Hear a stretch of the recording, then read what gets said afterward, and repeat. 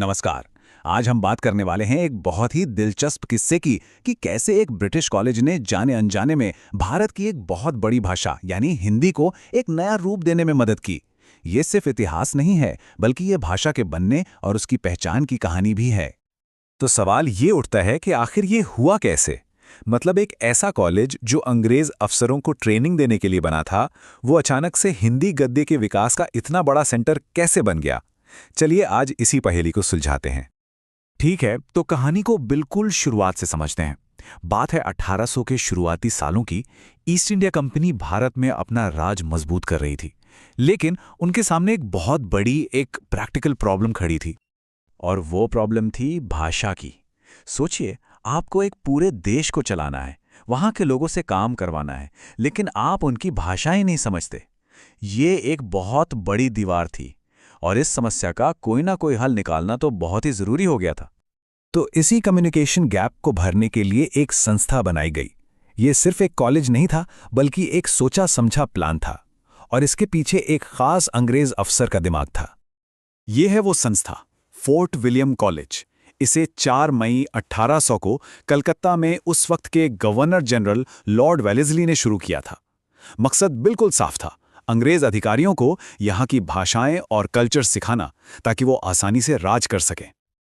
अब देखिए, कोई भी इंस्टीट्यूशन अपने आप में कुछ नहीं होता, उसे बनाते हैं वहाँ के लोग।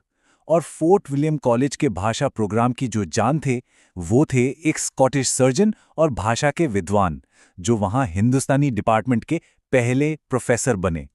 ये नाम बहुत अच्छे से याद रखने की जरूरत है, खासकर उन लोगों के लिए जो हिंदी साहित्य की तैयारी कर रहे हैं। डॉक्टर जॉन बोथविक गिलक्राइस्ट, इन्होंने ही इस कॉलेज में भाषा सिखाने की नींव रखी और हिंदुस्तानी भाषा की पढ़ाई को एक सिस्टमैटिक तरीका दिया। जरा इस नंबर पे गौर कीजिए, 19। गिलक्राइस्ट ने अकेले भाषा के ऊपर 19 किताबें लिखीं। इससे पता चलता है कि वो अपने काम को लेकर कितने जुनूनी और एक्सपर्ट थे। उनकी कुछ सबसे जरूरी किताबों में थीं a dictionary of English and Hindustani और a grammar of the Hindustani language. इन्हीं किताबों ने हिंदुस्तानी भाषा को नियम और कायदों में बांधने का, उसे सिखाने का एक बेस तैयार किया।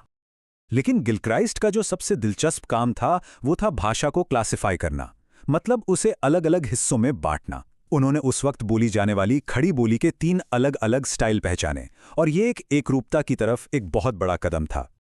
तो ये 3 शैलियां थी। पहली, दरबारी शैली, मतलब जो दरबारों में इस्तेमाल होती थी और जिसमें फारसी अरबी के शब्द भरे पड़े थे। दूसरी, हिंदुस्तानी शैली, जो एक मिलीजुली आम बोलचाल की भाषा थी, जिसे हिंदू मुसलमान दोनों बोलते थे।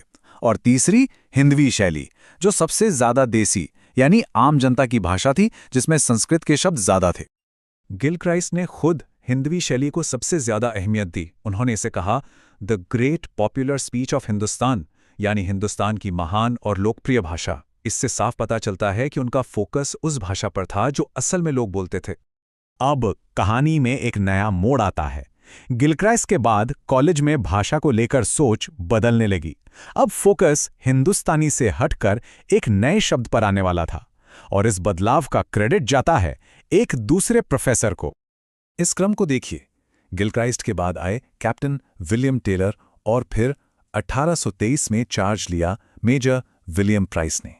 और यहीं से विलियम प्राइस के आने से चीजें बदलनी शुरू हुईं। विलियम प्राइस का रोल बहुत ही जरूरी था। उन्होंने हिंदुस्तानी शब्द की जगह हिंदी शब्द को आगे बढ़ाया, क्योंकि उस समय हिंदुस्तानी को उर्दू का ही दूसरा नाम माना जाता था। यह सिर्फ नाम का बदलाव नहीं था, यह भाषा को एक अलग, एक संस्कृत से जुड़ी पहचान देने की कोशिश थी। और उन्हीं के वजह से कॉलेज के हिंदुस्तानी विभाग का नाम भी बदलकर हिंदी विभाग हो गया। तो चलिए अब आखिर में ये समझते हैं कि फोर्ट विलियम कॉलेज ने हिंदी साहित्य पर ऐसा क्या असर डाला जो आज तक महसूस किया जाता है। तो मेन पॉइंट्स ये हैं, इस कॉलेज ने खड़ी बोली में गद्य यानी कहानी किस्से लिखने को बढ़ावा दिया। इसने हिंदी की पढ़ाई को पहली बार एक औपचारिक मंच दिया। यहीं पर शुरुआती ग्रामर और डिक्शनरी बनी, जिसने आज की स्टैंडर्ड हिंदी की नींव रखी। लल्लू लाल और सदल मिश्र जैसे बड़े लेखक यहीं से निकले। कह सकते हैं कि ये वो बुनियाद थी जिस पर आधुनिक हिंदी साहित्य की पूरी इमारत खड़ी हुई। और अंत में एक सवाल सबके सोचने के लिए, क्या सच में कोई एक संस्था किसी भाषा को, जो लोगों के बीच अपने आप बदलती रहती है, स्टैंडर्ड बना सकती है? या फिर यह हमेशा समाज और संस्कृति से जुड़ा एक लंबा सफर होता है? इस पे सोचिएगा जरूर।